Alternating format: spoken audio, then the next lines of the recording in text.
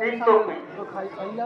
প্রতি তকবীরের মাঝখানে 3 তসবিহ পরিমাণের দিল হবে।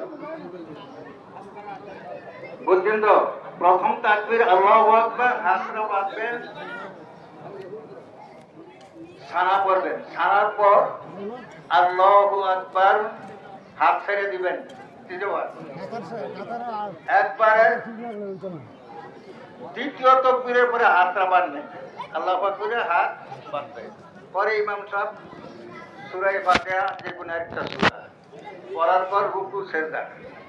দ্বিতীয় রাকাত উঠার, প্রথম রাকাত পড়া দ্বিতীয় রাকাতে উঠার পর ইমাম সাহেব যখন সূরা এবং আরেকটা কেরাত যেগুলো পড়বে, পড়ার পর আল্লাহু আকবার, কেরাতের পর আল্লাহু আকবারের হাত উঠাবেন তিনবার, তিনবার হাত ছেড়ে দিবেন না। চতুর্থবার তাকবীরের পরে রুকু। বুঝা আছে?